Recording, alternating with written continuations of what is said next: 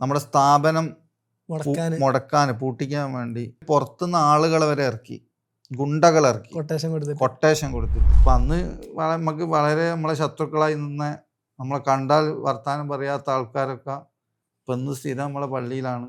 അവരെ മക്കൾ നമ്മളെ സ്ഥാപനത്തിലാണ് പഠിക്കുന്നത്, പേരക്കുട്ടികൾ നമ്മളെ സ്കൂളാണ് പഠിക്കുന്നത്. സുഹൈർ ഉസ്താദ് നമുക്കൊരു ടോർച്ച് ബിയറായിട്ട് നമ്മളെ മുന്നിൽ നടന്നു. അപ്പോൾ കാടൊക്കെ വെട്ടിത്തെളിച്ച് നമുക്കൊരു പാലട്ട് തന്നു. നമ്മൾ അതിലൂടെ അങ്ങ് നടന്നാൽ മതി. ആദ്യത്തെ 5 വർഷം നല്ല സ്ട്രഗിൾ ചെയ്തിട്ട് തന്നെയാണ് നമ്മൾ സ്ഥാപനം മുന്നോട്ട് കൊണ്ടുപോയത്. ഇപ്പം പലതരത്തിലുള്ള ചലഞ്ചസ് നമുക്ക് ആ സമയത്ത് നേരിടേണ്ടി വന്നിട്ടുണ്ട്. ഒരു നിമിഷം സ്ഥാപനം നമ്മൾ പൂട്ടി പോവേണ്ടി വരുമോ എന്ന് വരെ നമ്മൾ പേടിച്ചോ, അങ്ങനെ നമ്മൾ നിർത്തിപ്പോയാലോ എന്ന് വരെ നമ്മൾ ആലോചിക്കേണ്ടി വന്നു. അപ്പോൾ ആ ഒരു ആദ്യത്തെ 5 വർഷം എന്ന് പറയുന്നത് വളരെ ബുദ്ധിമുട്ടുള്ള ഒരു കാലഘട്ടമായിരുന്നു. പക്ഷെ ആ 5 വർഷത്തിന് ശേഷം നമ്മൾ എന്താ പറയുക, അൽഹംദുലില്ലാ, നമ്മൾ ഉദ്ദേശിച്ച രൂപത്തിലേക്ക് ആളുകൾ നമ്മെ സ്വീകരിക്കുന്ന രൂപത്തിലേക്ക് വന്നു. പിന്നെ അങ്ങോട്ട് നമുക്ക് എന്ത് ചെയ്യേണ്ടി വന്നിട്ടില്ല, ആ രൂപത്തിലുള്ള ഒരു സ്ട്രഗിൾ പിന്നീട് എടുക്കേണ്ടി വന്നിട്ടില്ല. ആദ്യത്തെ 5 വർഷത്തിൽ ഉണ്ടായിരുന്ന സ്ട്രഗിളും കാര്യങ്ങളും എങ്ങനെയൊക്കെയായിരുന്നു, എന്തൊക്കെയായിരുന്നു? അത് പല രൂപത്തിലുണ്ട്. കാരണം നമ്മൾ പുറത്തുനിന്ന് വന്ന വരത്തന്മാർ എന്ന് പറയുന്ന രൂപത്തിൽ, അപ്പോൾ അതിനെ പല രൂപത്തിലാണ് ഇവിടുത്തെ ആളുകൾ, പ്രത്യേകിച്ച് ഇവിടുത്തെ പൊളിറ്റീഷ്യൻസ്, രാഷ്ട്രീയക്കാർ അതിനെ നോക്കിക്കാണും. കാരണം ഒരു രാഷ്ട്രീയക്കാരുടെ അടിമകളായിട്ട് ജീവിക്കുന്ന ആളുകളാണ് ഇവിടെ. നിങ്ങൾ ഇവിടെ വോട്ട് ചെയ്യുന്ന പറഞ്ഞാൽ അവിടെ വോട്ട് ചെയ്യാം, അത് ആർക്ക് എന്തിന് എന്നൊന്നും ആലോചിക്കാതെ. അതെ, അപ്പോൾ ഒരു നേരത്ത് നല്ല ഭക്ഷണം കിട്ടിയാൽ എന്നാ വോട്ട്, ഭക്ഷണം തന്നാക്ക്, അത്രമാത്രം ചിന്തിക്കുന്ന, ആ രൂപത്തിൽ ചിന്തിക്കുന്ന ആളുകളായിരുന്നു. അപ്പോൾ ഇവരെ നമ്മൾ വിദ്യാഭ്യാസം കൊടുത്ത് മാറ്റിയെടുത്താൽ അതുവരെ അവരുണ്ടാക്കിയ അവരുടേതായ ഒരു ഐഡന്റിറ്റി അത് തകരും എന്നുള്ള ഒരു ഭയം അവരെ ഭാഗത്തു നിന്നുള്ള ഒരുപാട് പ്രയാസങ്ങൾ നമുക്കുണ്ടായിരുന്നു. അതേപോലെ തന്നെ ഇവിടുത്തെ നാട്ടുപ്രമാണികളായ ആളുകൾ, അവർക്ക് നമ്മളെ ആക്സെപ്റ്റ് ചെയ്യാൻ അവരുടെ ഒരു അധികാരം നഷ്ടപ്പെട്ടു പോകുന്നത് കൊണ്ട് തന്നെ അവർ പല രൂപത്തിലുള്ള ആരോപണങ്ങൾ, അവിടേക്ക് കുട്ടികളെ പഠിപ്പിക്കാൻ വിടരുത്, ഗ്രാമങ്ങളിൽ ഓരോ വീടുകളിൽ കയറിയിട്ട് അവരുടെ പ്രചരണം, സ്ഥാപനത്തിലേക്ക് കുട്ടികളെ അയക്കരുത്, സ്കൂളിലേക്ക് കുട്ടികളെ അയക്കരുത്, അവര് വേറെയാണ്, അവരുടെ വേറെ എന്താണ്, ആ രൂപത്തിലുള്ള പല തരത്തിലുള്ള ഇതും. അതേപോലെ തന്നെ നമ്മുടെ സ്ഥാപനത്തിൽ സ്റ്റാഫുകളായി വർക്ക് ചെയ്യുന്നവരെ എന്ത് ചെയ്യുക, തടയുക, ആക്രമിക്കുക. നമ്മുടെ എന്താണ് ഇവിടുത്തെ ഒരു ഹസ്രത്ത് തൊട്ടടുത്ത ഗ്രാമത്തിലുള്ളതാണ്. അപ്പോൾ മൂപ്പര് പുറത്തൊക്കെ പോയി UP-ലൊക്കെ പോയി പഠിച്ചാണ്. അപ്പോൾ മൂപ്പർക്ക് അതൊരു സിസ്റ്റം അറിയാം. അതുകൊണ്ട് മൂപ്പര് ആ തുടക്കത്തിൽ നമുക്ക് നല്ല സപ്പോർട്ടായിരുന്നു. അപ്പോൾ മൂപ്പര് ഒരു വട്ടം ആക്രമിച്ചു രാത്രി സൈക്കിൾ കൊണ്ടുപോകുന്ന സമയത്ത്. അപ്പോൾ തലക്കടിച്ചിട്ട് മൂപ്പര് റോഡ് സൈഡിൽ വീണു. അപ്പോൾ മരിച്ചു എന്ന് കരുതിയിട്ട് ഇവർ എന്ത് ചെയ്ത് പോയതാണ്. അപ്പോൾ അങ്ങനെ കുറച്ച് കഴിഞ്ഞ് മൂപ്പര് പെട്ടെന്ന് ബോധം വന്നു. അങ്ങനെ ആരോ കണ്ട് ഹോസ്പിറ്റലിൽ കൊണ്ടുപോയി, അങ്ങനെ രക്ഷപ്പെട്ടതാണ്. അപ്പോൾ ആ രൂപത്തിൽ നമ്മളെ നേരിട്ട് അറ്റാക്ക് ചെയ്യാതെ മറ്റ് രൂപത്തിലൊക്കെ ഇവർ അറ്റാക്ക് ചെയ്ത് സ്ഥാപനം പൂട്ടിക്കാൻ നോക്കുക. അതേപോലെ തന്നെ ദുഷ്പ്രചരണങ്ങൾ നടത്തുക. കാരണം നമുക്ക് ഭാഷ അറിയില്ലല്ലോ, ഒരു ബംഗ്ലയിൽ എന്തൊക്കെയാണ് ആൾക്കാരോട് പറയുന്നത് എന്നും നമുക്കറിയില്ലല്ലോ. അപ്പോൾ ആ രൂപത്തിലൊക്കെ എന്താണ്, മാക്സിമം സ്ഥാപനം ഇവിടെ നടക്കരുത്, അത് പൂട്ടിപ്പോണം എന്ന് ഒരു മാക്സിമം ചെയ്യാൻ പറ്റുന്നിടത്തിലുള്ളതൊക്കെ ചെയ്തിട്ടുണ്ട്. അവർ കേസുകൾ കൊടുത്തു നോക്കി, പലതരത്തിലുള്ള കള്ളക്കേസുകൾ. പക്ഷെ അൽഹംദുലില്ലാ നമ്മുടെ നിയ്യത്ത്, അതേപോലെ തന്നെ നമ്മുടെ ഉസ്താദുമാരുടെ ദുആ ആയതുകൊണ്ട് എന്ത് ചെയ്തു, അവരുടെ എല്ലാ ഇതും പരാജയപ്പെട്ടു. അപ്പോൾ ആ 5 വർഷം, അതുകൊണ്ട് തന്നെ നമുക്ക് ആദ്യത്തെ 5 വർഷങ്ങൾ കൂടുതൽ സ്ഥാപനങ്ങളൊന്നും ഉണ്ടാക്കാൻ കഴിഞ്ഞിട്ടില്ല. ആകെ 3 സ്ഥാപനങ്ങളാണ് നമ്മൾ ആദ്യത്തെ 5 വർഷം. 5 വർഷം കൊണ്ട് നമുക്കൊന്ന് അതെ, സ്ഥിരമായി നമുക്കൊരു സ്റ്റേണായിട്ട് നിൽക്കാൻ കപ്പാസിറ്റി അത് കിട്ടി. അപ്പോൾ അതിന് ശേഷം വന്ന തുടക്കത്തിലുള്ള ആളുകൾക്കുണ്ടായ ബുദ്ധിമുട്ടുകളൊന്നും പിന്നീട് വന്നവർക്ക് ഉണ്ടായിട്ടില്ല. അപ്പോൾ അവർക്ക് വളരെ എന്താണ് സന്തോഷത്തോടെ അവരുടേതായ ഇതിൽ എന്താണ് സ്ഥാപനങ്ങൾ നടത്താൻ. അപ്പോൾ അതുകൊണ്ട് തന്നെ പിന്നെ നമ്മുടെ സ്ഥാപനത്തിന് ഉള്ള ഒരു വളർച്ച എന്ന് പറഞ്ഞാൽ പിന്നീടുള്ള 5 വർഷം കൊണ്ട് പെട്ടെന്ന് സ്ഥാപനങ്ങൾ വളർന്നു. നമ്മൾ ആദ്യത്തെ 5 വർഷം നമുക്ക് ആകെ 3 മക്തബുകൾ 3 മദ്രസകൾ മാത്രമേ നടത്താൻ കഴിയും. അത് തന്നെ ഒന്ന് ഈ നമ്മുടെ ഈ സ്ഥാപനത്തിലുള്ളത്. പക്ഷെ പിന്നീട് ഉള്ള 2 വർഷം അത് 3-ൽ നിന്ന് 30 പിന്നെ കൊറോണയ്ക്ക് ശേഷം അത് 30-ൽ നിന്ന് 400 പിന്നെ 1000 പലപ്പോഴും നമ്മോട് ഇങ്ങോട്ട് വന്ന് നമ്മുടെ മക്തബ് സിസ്റ്റത്തിൽ ചേർക്കും. ഇപ്പം മക്തബ് എന്ന് മാത്രമല്ല, ഇപ്പോ ഉസ്താദ് തന്നെ കഴിഞ്ഞ ദിവസം ഒരു അഭിപ്രായം ഇത് പറഞ്ഞിരുന്നു. മാൾഡയില് വന്ന സമയത്ത് അവിടെ സ്ഥാപനം തുടങ്ങാൻ വേണ്ടി, ഈ സ്ഥാപനം ഇവിടെ അല്ല ഉസ്താദിന്റെ മനസ്സിലുണ്ടായിരുന്നത്.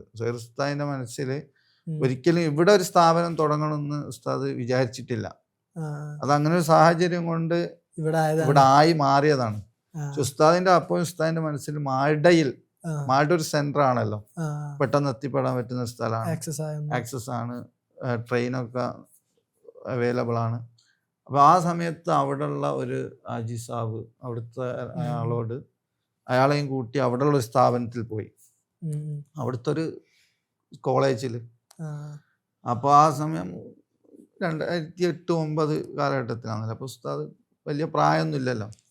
അപ്പോൾ അവിടുന്ന് മൗലാന ഈ ആചാര്യോട് സ്വകാര്യമായിട്ട് പറഞ്ഞു, ഇവരൊക്കെ ചെറിയ കുട്ടികളല്ലേ, ഇയാൾ ഈ പറയുന്ന കാര്യമൊന്നും ഇവിടെ നടക്കാൻ പോകുന്നില്ല,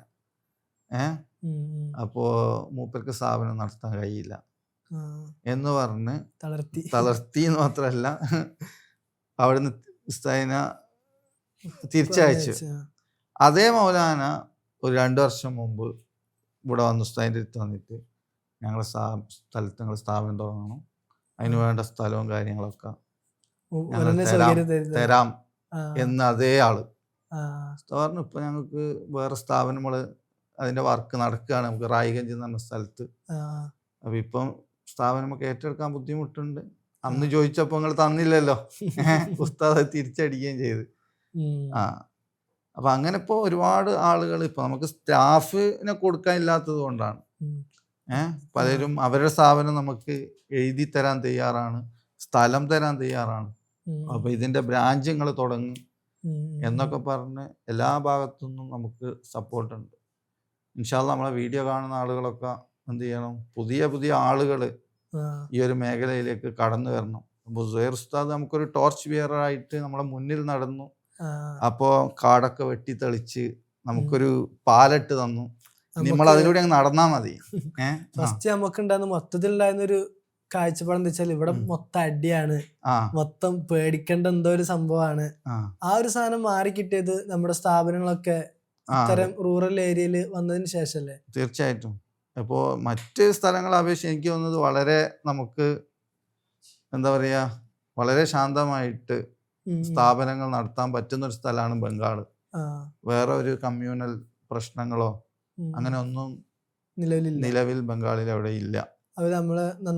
വളരെ അപൂർവമായിട്ട് എവിടെയെങ്കിലും ഉണ്ടെങ്കിലാ. പക്ഷെ നമ്മളറിവിൽ നമ്മുടെ സ്ഥാപനങ്ങൾ നടക്കുന്ന സ്ഥലത്തൊന്നും ആ രൂപത്തിലുള്ള, നമ്മുടെ സ്ഥാപനത്തിലൊക്കെ ഒരുപാട് ആള് പല വിശ്വാസങ്ങളുള്ള, പല മതത്തിൽ വിശ്വസിക്കുന്ന ആളുകളൊക്കെ നമ്മുടെ സ്കൂളുകളിലും സ്ഥാപനങ്ങളൊക്കെ വർക്ക് ചെയ്യുന്നുണ്ട്. അവർക്കൊന്നും അങ്ങനെ ഒരു അനുഭവം ഇതുവരെ എവിടുന്നും ഉണ്ടായിട്ടില്ല, അത് ഉണ്ടാവുകയില്ല. നമ്മുടെ സ്ഥാപനങ്ങൾ ഒരിക്കലും ഉണ്ടാവില്ല. അതെ, നമ്മള് മൊത്തത്തിലുള്ളൊരു എല്ലാരും ഒരു വിചാരമായിരുന്നു അത് എന്തോ വലിയൊരു നമുക്ക് അടുക്കാൻ പറ്റാത്ത എന്തോ ആണ് ഉത്തരേന്ത്യ എന്നൊരു സാധനം. അത് അൽഹംദുലില്ലാ നമുക്ക് വളരെ ക്രിയാത്മകമായിട്ട് തന്നെ നമുക്ക് ആ ഒരു തോട്ടിനെ നമുക്ക് മാറ്റി നിർത്താൻ കഴിഞ്ഞുള്ളത് നമ്മുടെ സ്ഥാപനത്തിന്റെ ഒരു വിജയമായിട്ട് നമുക്ക്. തീർച്ചയായിട്ടും നമുക്ക് അതിൽ സുഹൈർ ഉസ്താദിനെ നമ്മൾ എത്ര അഭിനന്ദിച്ചാലും മതിയാവില്ല. കാരണം ഒരു റിസ്ക് ഏറ്റെടുക്കാൻ ഒരാൾ ഉണ്ടാവുക എന്നുള്ളതാണ്. നമ്മളിപ്പോൾ റിസ്ക് ഒന്നും ചെയ്തിട്ടില്ലല്ലോ. നമ്മൾ മൂപ്പര് തുടങ്ങിയ ഒരു സ്ഥാപനത്തിൽ നമ്മൾ മൂപ്പരെ വേക്കിൽ ഇങ്ങനെ നടന്നു എന്നല്ലാതെ ഇപ്പൊ മുന്നിൽ നിന്ന് റിസ്ക് ഏറ്റെടുക്കാൻ മൂപ്പര് തയ്യാറായി, അതിന് മൂപ്പരെ സപ്പോർട്ട് ചെയ്ത് അല്ലെങ്കിൽ അത് ആ രൂപത്തിൽ ഉസ്താദിനെ പരുവപ്പെടുത്തി ഹക്കീം ഉസ്താദും ഷെയ്ഖുനെയും ഒക്കെ അപ്പോൾ അവർക്ക് നമ്മൾ എത്ര നന്ദി പറഞ്ഞു. ഇവിടുത്തെ ആളുകൾ എപ്പോഴും ഇന്ന് രാവിലെ ഒരാൾ ചോദിച്ചു, ഷെയ്ഖ് സാബ് ഈ അവസ്ഥക്ക് ഉസ്താദിന്റെ നിമിഷപ്രിയന്റെ വിഷയത്തിലൊക്കെ ഉസ്താദ് ഇടപെട്ടല്ലോ, വളരെ ഞങ്ങൾക്കൊക്കെ അഭിമാനമുണ്ട്, ഉസ്താദിന് അള്ളാഹു ദീർഘായുസ് നൽകട്ടെ എന്നൊക്കെ ഇന്നൊരാള് രാവിലെ വന്നിട്ട് ഉസ്താദിന് വേണ്ടി ദുആ ചെയ്തു പോയി. അങ്ങനെ ഇന്ത്യന്റെ ലോകത്തിന്റെ വിവിധ ഭാഗങ്ങളിൽ ഉസ്താദിന്റെ ഒരു വിദ്യാഭ്യാസ പ്രവർത്തനം, ഒരു വിപ്ലവം തന്നെയാണല്ലേ അത്? തീർച്ചയായിട്ടും. കാരണം ഒന്നുമില്ലാത്തൊരു സ്ഥലത്ത് നമുക്ക് എന്താ പറയാ, അത്രക്കും വിശാലമായ ഒരു ഏരിയ നമുക്ക് സ്വന്തമായിട്ട് ഇന്നുണ്ട്, അൽഹംദുലില്ലാ. അപ്പൊ പലപ്പോഴും ഉസ്താദ് പഠിച്ച കോളേജ് ഇവിടെ പലപ്പോഴും ഉസ്താദിന്റെ ഉസ്താദ്മാർ തന്നെ പറയാറുണ്ട്, നിങ്ങൾക്ക് നല്ല നീയത്തും നിങ്ങൾക്ക് നല്ല കഠിനാധ്വാനം ഉണ്ടെങ്കിൽ നിങ്ങൾക്ക് സുഹൈർ ഉസ്താദ് ആവാം എന്നൊരു ടോക്ക് തന്നെ അവിടെ ഉണ്ട് എന്ന് പറയുണ്ടായി. തീർച്ചയായിട്ടും. അപ്പോൾ അതേപോലെ തന്നെ ഈ ഗ്രാമങ്ങളിൽ അവരുടെ കുറെ ആവശ്യമില്ലാത്ത അല്ലെങ്കിൽ കുറെ വിശ്വാസങ്ങൾ അല്ലെങ്കിൽ അവര് മനസ്സിലാക്കി വെച്ച കുറെ തെറ്റിദ്ധാരണകളുണ്ട്. അപ്പോൾ നമ്മളെ രണ്ടാമത്തെ സ്ഥാപനം തുടങ്ങുന്നത് അങ്ങനെ ഒരു തെറ്റിദ്ധാരണ തിരുത്താൻ വേണ്ടിയിട്ടാണ്. നമ്മൾ പറഞ്ഞു ഇവിടെ സ്ഥാപനം തുടങ്ങി, പക്ഷേ ഇവിടുത്തെ രാഷ്ട്രീയക്കാരും അതേപോലെ തന്നെ ഇവിടുത്തെ പ്രമാണികളിലൊക്കെ ഇടപെട്ടിട്ട് നമ്മുടെ സ്ഥാപനം പൂട്ടിക്കാൻ വേണ്ടി നന്നായി ശ്രമിച്ചു. അതിനുവേണ്ടി ഇവർ പുറത്തുനിന്ന് ആളുകളെ വരെ ഇറക്കി, ഗുണ്ടകളെ ഇറക്കി, കൊട്ടേഷൻ കൊടുത്തിട്ട് ഒരു ദിവസം മഗ്‌രിബിന് ഞങ്ങളിങ്ങനെ കുട്ടികളിങ്ങനെ പഠിക്കുകയാണ്. അപ്പം ഞാനിങ്ങനെ പുറത്ത് ഇങ്ങനെ ഉണ്ട്, കുട്ടികൾ ചെറിയ ഇതാണല്ലോ, വരാന്തയിൽ നിന്നാണ് പഠിക്കുന്നത്. അപ്പോൾ പെട്ടെന്നൊരു ടാറ്റാ സുമോയിൽ കുറച്ച് ആൾക്കാർ വന്നു പെട്ടെന്ന്. അപ്പോൾ ഒന്നും മനസ്സിലായില്ല നമുക്ക്. അങ്ങനെ ഒരു പെട്ടെന്ന് റൂമിലേക്ക് കയറി, നമ്മുടെ ഓഫീസിലേക്ക്. അപ്പം ഈ ടാറ്റാ സുമോയിൽ വന്ന ആൾക്കാർ, അതിൽ ഒരു കാശ്മീരി ഒരു കാശ്മീരി രൂപത്തിലുള്ള, അതായത് കുറച്ച് നല്ല ഹൈറ്റും കണ്ട ഒരു കാശ്മീരിയാന്ന് തോന്നുന്ന ഒരാൾ, പിന്നെ ഒരു തടിച്ചിട്ട് ഇത്ര താടിയൊക്കെ ഉള്ള കണ്ട ഒരു മൗലാനാണ് തോന്നുന്നു. ഈ ആയുധങ്ങളും കാര്യങ്ങളൊക്കെ ആയിട്ടാണല്ലോ വരുന്നത്. ആയുധങ്ങളൊന്നുമില്ല. അവർ വന്ന് പെട്ടെന്ന് നമ്മൾ റൂമിലേക്ക് കയറി. ഞാനും ബേക്കിൽ തന്നെ പോയി റൂമിന്റെ വാതിൽ കുറ്റിയിട്ട് ഓലുള്ളിൽ കയറി. അല്ല, ഞാനും ഉള്ളിലാണുള്ളത്. അപ്പൊ ഞാനുണ്ട്, പിന്നെ അതേപോലെ തന്നെ നമ്മളെ കൂടെ ജോലി ചെയ്യുന്ന ഇവിടുത്തെ ഒരു ബംഗാളിയായ സഖാഫി ഉണ്ട്, അതേപോലെ തന്നെ ഒരു മുറാനി. അങ്ങനെ ഞങ്ങൾ 3 പേരാണ് ആ സമയത്ത് ഉണ്ടായിരുന്നത്.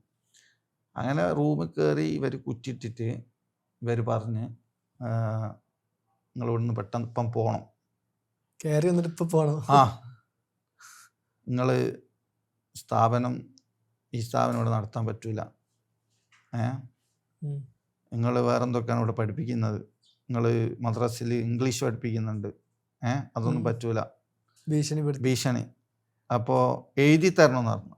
അപ്പോൾ ഞങ്ങൾ ഈ സ്ഥാപനം ഇവിടുത്തെ പഴയ കമ്മിറ്റിക്ക് തിരിച്ചു കൊടുത്ത് ഞങ്ങൾ പോകാൻ തയ്യാറാണ് എന്നുള്ള രൂപത്തിൽ എന്തോ സാധനം എഴുതി അടിയിൽ ഒപ്പിടാൻ പറഞ്ഞു. ഇപ്പോൾ സഖാഫി ബംഗാളിയാണല്ലോ, മൂപ്പർക്ക് ബംഗാളിനെ അറിയാം. അപ്പം അയാൾക്ക് നല്ല ധൈര്യമുണ്ട് ആ വിഷയത്തിൽ. മൂപ്പരാറിന് ഞാൻ ഒപ്പിടില്ലാന്ന്. അപ്പോൾ അയാൾ ഒപ്പിടാത്തതുകൊണ്ട് എനിക്ക് ധൈര്യമായി. ഞാൻ പറഞ്ഞു ഞാൻ ഒപ്പിടില്ല. പക്ഷെ നമ്മളെ നൂറാനി കൂടെയുള്ള മൂപ്പർക്ക് അത്ര ധൈര്യം പോരാ. മൂപ്പര് കുറച്ച് പേടിച്ച്. മൂപ്പര് പറഞ്ഞ് ഷെരീഫെ ഒപ്പിട്ടോ. അപ്പോൾ ഞാൻ പറഞ്ഞ് ഹസ്രത്ത് ഒപ്പിട്ട ഞാൻ ഇടും, അല്ലേ നമ്മൾ ഇടണ്ട, അല്ലെ പിന്നെ മൂപ്പരൊറ്റ കൈ പോകും. അങ്ങനെ ഇവര് ഒരു തോർത്തെടുത്ത്, ഇവിടുത്തെ ഉത്തരേന്ത്യൻ ഇവിടുത്തെ ആൾക്കാരിലൊക്കെ ഉണ്ടാവില്ല, ഒരു ഷാള്, തോർത്ത് പോലത്തെ ഒരു ഷാള്, ഒരു മഞ്ഞ ഷാള്. അപ്പോൾ അതെടുത്തിട്ട് ഈ ഹസ്രത്തിൻ്റെ കഴുത്തിലിങ്ങ് മുറുക്കി ഇങ്ങനെ പിടിച്ച് എന്നിട്ട് കൊല്ലാനുള്ള പരിപാടി തന്നെ. ഇപ്പം കൊല്ലുമെന്ന് പറഞ്ഞു, വേഗം ഒപ്പിട്ടോന്ന്. അപ്പോൾ മറ്റേ ആൾ പേടിച്ച്, അയാൾ വേഗം ഒപ്പിട്ട്. മൂപ്പര് ഒപ്പിട്ട എനിക്കും ഇനി അടുത്ത എൻ്റെ കഴുത്തിലാണോ പിടിക്കുക. അങ്ങനെ ഞാനും പെട്ടെന്ന് ഒപ്പിട്ട് കഴിഞ്ഞാൽ പെട്ടെന്ന് പുറത്തുനിന്ന് വേറെ കുറച്ച് ആൾക്കാർ വന്നു, മുട്ടി വാതിൽ തുറന്ന് ഓരെന്തൊക്കെ ബംഗ്ലേ പറഞ്ഞ് അങ്ങനെ. അതിൻ്റെ മുമ്പ് ഇവർ നമ്മളെ മൊബൈലൊക്കെ പിടിച്ചു വെച്ചിരുന്നു. ഈ വന്ന ആൾക്കാരെ ഫസ്റ്റ് തന്നെ ഒരു മൊബൈൽ വാങ്ങി നമ്മൾ വേറെ ആരെയും വിളിക്കാതിരിക്കാൻ വേണ്ടി. അങ്ങനെ പുറത്തുനിന്ന് ആൾക്കാർ വന്നേരം ഇവർ വേഗം മൊബൈലായിട്ട് ഓടി പേപ്പറൊക്കെ ഇട്ട് വണ്ടി എടുത്ത് പെട്ടെന്ന് പോയി. പിന്നെ അവിടെ ആളുകൾ വന്ന് പുറത്തുനിന്ന് വന്ന പോലെ 1-2 ആൾക്കാരെ കിട്ടിയെന്ന് തോന്നുന്നു. അങ്ങനെ ആഴ അടിയായി. പിറ്റേന്ന് പോലീസ്, നാട്ടുകാർ, മൊത്തം പ്രശ്നം, ബഹളം ക്യാമ്പസിൽ. അങ്ങനെ പോലീസ് വന്ന് എന്താ സംഭവം, മീഡിയക്കാർ വന്ന് ഒരു ബംഗ്ലായിലെന്തല്ലോ ചോദിച്ച്, നമ്മളറിയുന്ന ഹിന്ദിയൊക്കെ വെച്ച് ഒക്കെ പറഞ്ഞ്. അപ്പം മീഡിയക്കാർ വേറെന്തോ രൂപത്തിലൊക്കെ ഒരു ന്യൂസ് ആക്കിയെന്ന് തോന്നുന്നു. മൗലാന രാമിലുള്ള എന്തോ പ്രശ്നം മദ്രസയിൽ എന്നൊക്കെ പറഞ്ഞിട്ട്. പോലീന് അങ്ങനെയാണല്ലോ ന്യൂസ് കൊടുക്കുള്ളൂ. അങ്ങനെ പിന്നെ അവിടെ 2 ടീമായി. അപ്പൊ നമ്മൾ അടിക്കാൻ വന്ന ടീം ഒരു ടീം, ഒരു ഗ്രാമക്കാര്, 2 ഗ്രാമക്കാര്. നമ്മളെ സപ്പോർട്ട് ചെയ്യുന്ന ടീം വേറെ ഗ്രാമക്കാർ. അങ്ങനെ ഇത് ഗ്രാമക്കാര് തമ്മിലുള്ള ഒരു പ്രശ്നമായി മാറി. അപ്പൊ പിന്നെ ഗ്രാമത്തിൽ ചർച്ച, നമുക്ക് കേരളക്കാരെ ഇവിടുന്ന് എങ്ങനെ ഓടിക്കാം. അപ്പോൾ ഒരു നാടൻ ബോംബ് അല്ലെങ്കിൽ നമ്മളെ തോക്ക് വെച്ച് വെടിവെക്കാൻ നോക്കാം. ഇവരിങ്ങനെ വെറുതെ ഉള്ളതാണോന്ന് അറിയില്ല. ഓരോരുത്തർ വന്ന് നമ്മൾ പറയാം, നമ്മളെ പേടിപ്പിക്കാൻ വേണ്ടി പറയായിരിക്കും ചിലപ്പോ. അങ്ങനെ റമളാൻ വന്ന്, ഇപ്പൊ റമളാൻ വന്നൊരു സ്ഥാപനമൊക്കെ പൂട്ടി, കുട്ടികളൊക്കെ അന്ന് 60 കുട്ടികളുണ്ട്. അപ്പൊ ഈ ഒരു സംഭവം ഉണ്ടായതിനു ശേഷം അന്നേരം തന്നെ 10-15 കുട്ടികൾ പേടിച്ച് തിരിച്ചു പോയിട്ടുണ്ട്. അങ്ങനെ അതിനുശേഷം റമളാൻ ആയി. റമളാൻ സ്ഥാപനം പൂട്ടി, കുട്ടികളൊക്കെ നാട്ടിൽ പോയി. ഇപ്പൊ റമളാന് ശേഷം സ്ഥാപനം തുറക്കണോ വേണ്ടേ എന്ന ചർച്ചയാണ്. അപ്പൊ മറ്റേ ആള് എൻ്റെ കൂടെയുള്ള മൂപ്പര് തീരുമാനിച്ചു, ഇനി ഞാൻ ബംഗാളിലേക്ക് ഇല്ല. ഇപ്പൊ കല്യാണമൊക്കെ തീരുമാനിച്ച് സെറ്റായിരിക്കുന്ന സമയമാണ്. അപ്പൊ മൂപ്പര് എന്തായാലും ബംഗാളിലേക്ക് ഇല്ല എന്ന് തീരുമാനിച്ചു. അങ്ങനെ റമളാനൊക്കെ കഴിഞ്ഞ് ഞാനിങ്ങനെ വരണോ വരണ്ടേ എന്നുള്ളതിൽ എന്തായിരിക്കും അവിടെ അവസ്ഥ അറിയില്ലല്ലോ. അങ്ങനെ ഞാൻ നാട്ടിൽ നിന്ന് വണ്ടി കയറി, മാൾഡയിലേക്ക് വണ്ടി കയറി. അപ്പോൾ ആ സമയത്ത് ഞാൻ മാത്രമേ ഉള്ളൂ. അപ്പോൾ വേറെ ആരും ഇല്ല. സൈർ ഉസ്താദ് അന്നേരം വേറെ ആസാമിലോ മണിപ്പൂർ ആ ഭാഗങ്ങളിലൊക്കെ ആണ്. ഈ അടി നടക്കുന്ന സമയത്തും ഉസ്താദില്ല. ഉസ്താദ് പെട്ടെന്ന് അറിഞ്ഞു. പിന്നെ അത് ഇതായി മർക്കസിലൊക്കെ ബന്ധപ്പെട്ട് അങ്ങനെ നമുക്ക് നമ്മളെ എന്താണ് റാപ്പിഡ് ആക്ഷൻ ഫോഴ്സ് അവരെ പ്രൊട്ടക്ഷനൊക്കെ ഉണ്ടായിരുന്നു. 3 ദിവസം അവര് പ്രൊട്ടക്ഷൻ ആയിരുന്നു. പിന്നെ നാട്ടുകാര് തമ്മിലുള്ള ഇതായല്ലോ, 2 ഗ്രാമക്കാർ തമ്മിലുള്ള പ്രശ്നമായല്ലോ. കേരളക്കാർ ഞങ്ങളിവിടെ സ്ഥാപനം നടത്തുന്ന ഒരു ടീമും പോലെ ഞങ്ങളിവിടെ വെക്കൂലെന്ന് വേറെ ടീമും. അപ്പോൾ ഒരു രസമായി, അതൊരു രസമായി. ഇപ്പോൾ ഓർക്കുമ്പോൾ അതൊക്കെ ഒരു രസമായി തോന്നുക. എന്നും ചർച്ച, എന്നും വൈകുന്നേരം കുറേ ആൾക്കാർ, പുതിയ പുതിയ ചർച്ചകൾ. അപ്പോൾ അവിടുത്തെ ചർച്ചകൾ എന്തൊക്കെയാണെന്ന് ഇവിടെ വന്ന് പറയാം. അപ്പം അങ്ങനെ റമളാനിന് ശേഷം ഞാൻ നാട്ടിലുള്ളവരെ ഇവിടുന്ന് പലരും വിളിച്ച്, ഇനി അങ്ങോട്ട് വരണ്ട കേട്ടോ, വരണ്ടെന്ന് പറഞ്ഞ് വിളിക്കുക പലരും. ഇനി എന്തായാലും നിങ്ങൾക്ക് സാധനം കിട്ടാൻ പോകുന്നില്ല, മറ്റേ ഇവിടുത്തെ നാട്ടുകാർ തന്നെയാണ് നടത്തുന്നത് എന്നൊക്കെ പറഞ്ഞ്. പക്ഷെ നമ്മള് റമളാനിന് കുട്ടികളുണ്ടല്ലോ, നമ്മളെയും പ്രതീക്ഷിച്ച് വന്ന ഒരുപാട് കുട്ടികളില്ലേ. അപ്പൊ ആ കുട്ടികളൊക്കെ വിചാരിച്ചിട്ട് നമ്മൾ നാട്ടിൽ നിന്ന് തിരിച്ചു കയറി ബംഗാളിലേക്ക്. ഇവിടെ വന്ന് നോക്കുമ്പോൾ പ്രത്യേകിച്ച് കുഴപ്പങ്ങളൊന്നും ഉണ്ടായില്ല. ആ സമയത്ത് കെട്ടടങ്ങിയിട്ടുണ്ട്, എന്നാ കെട്ടടങ്ങിയിട്ടില്ല. അപ്പൊ ആ സമയത്ത് കേസുകളൊക്കെ നടന്നുകൊണ്ടിരിക്കുന്നുണ്ട്. ഇപ്പോൾ പിന്നെ എന്നും പോലീസ് സ്റ്റേഷനിൽ പോവും, പിന്നെ കോർട്ടിൽ, പിന്നെ ആ ഒരു ആദ്യത്തെ ഒരു വർഷം കോടതി. ഞാൻ ആദ്യമായിട്ടാണ് പോലീസ് സ്റ്റേഷനിലും കോടതിയിലൊക്കെ പോകുന്നത്. പിന്നെ അതൊരു ശീലമായി. പിന്നെ പോലീസ് സ്റ്റേഷൻ കോടതി ഒന്നും ഒരു വിഷയമല്ലാത്ത രൂപത്തിലായി. എന്നും പോവല്ലേ അവിടെ. ഇപ്പോഴും കേസുണ്ട്, സിവിൽ കേസ് അങ്ങനെയാണല്ലോ, അത് തീരൂല. അപ്പൊ ഇടക്ക് പോവും, വക്കീലിനെ കാണും. പ്രത്യേകിച്ച് ഒരു കാര്യമില്ല, വെറുതെ ഒരു കേസ് പോലും കൊടുത്തു. നമ്മളൊരു കേസ് പോലും കാരണം ഓരോ വിവരമില്ലാത്ത ആളുകൾ ഓരോ വിവരക്കേട് കൊണ്ട് ചെയ്തതാണല്ലോ. നമ്മളിപ്പോ കുറെ ആൾക്കാരൊക്കെ മരിച്ചുപോയി അതിൽപ്പെട്ടെ. 19 ആൾക്കാരൊക്കെ ഉണ്ടായിരുന്നു കേസില്. അപ്പൊ അതില് 5 ആൾക്കാരൊക്കെ മരണപ്പെട്ടു പോയി. അപ്പൊ അന്ന് നമുക്ക് വളരെ നമ്മളെ ശത്രുക്കളായി നിന്ന, നമ്മളെ കണ്ടാൽ വർത്താനം പറയാത്ത ആൾക്കാരൊക്കെ ഇപ്പൊ ഇന്ന് സ്ഥിരം നമ്മളെ പള്ളിയിലാണ്. അവരെ മക്കൾ നമ്മളെ സ്ഥാപനത്തിലാണ് പഠിക്കുന്നത്, പേരക്കുട്ടികൾ നമ്മളെ സ്കൂളാണ് പഠിക്കുന്നത്. ഇന്നിപ്പോ സുഹൈറുസ്താദിനെ കുറിച്ച് വാതോരാതെ മദ്ഹ് പറയും. അതൊക്കെ കണ്ടുകൊണ്ടാണ് നമ്മൾ അന്ന്. അപ്പൊ അന്ന് നമ്മൾ തുടങ്ങിയപ്പോഴുള്ളൊരു സിറ്റുവേഷൻ പരിപൂർണ പുതിയ നാട്ടിൽ, ഓല നാട്ടിൽ പുറത്തുനിന്ന് ഒരാൾ വന്ന് എന്തൊക്കെയോ ചെയ്യുന്നു, ആരൊക്കെ ഓല തെറ്റിദ്ധരിപ്പിച്ചു. അപ്പൊ ആ തെറ്റിദ്ധാരണയിൽ അവരെടുത്ത് വന്നു.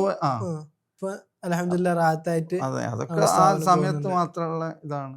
ഇപ്പൊ അന്ന് എതിരായി നിന്ന രാഷ്ട്രീയ, നമ്മൾ പറഞ്ഞല്ലോ തുടക്കത്തില്, അവര് വരെ ഇപ്പൊ കഴിഞ്ഞ നമ്മളെ സമ്മേളനത്തിന് ത്വയ്ബ കാർഡ് ഞങ്ങൾക്ക് അഭിമാനമാണ്, ഞങ്ങളുടെ നാട്ടിൽ ഇങ്ങനെ സ്ഥാപനം വന്നത് എന്നൊക്കെ പറഞ്ഞിട്ട്. വിശാറിന്റെ സമയത്ത് നിങ്ങൾ കേട്ടില്ലേ പ്രശ്നം? അപ്പൊ അതൊക്കെ അത്രേ ഉള്ളൂ. അതായത് നമ്മളന്ന് മനസ്സിലാക്കി കഴിഞ്ഞാല് നമ്മുടെ കൂടെ നിൽക്കാൻ പറ്റുന്നതേ ഉള്ളൂ. അതെ. അപ്പൊ പിന്നെ അതിന് ശേഷം റമദാന് ശേഷം നമ്മൾ തിരിച്ചു വന്നു. പുതിയ അഡ്മിഷന്റെ സമയമാണ്. പുതിയ കുട്ടികൾ വന്നു, പിന്നെ പുതിയ സ്റ്റാഫുകൾ വന്നു. നാട്ടിൽ നിന്ന് ഇബ്രാഹിം സാലി ഉസ്താദ് അവര് വന്നു.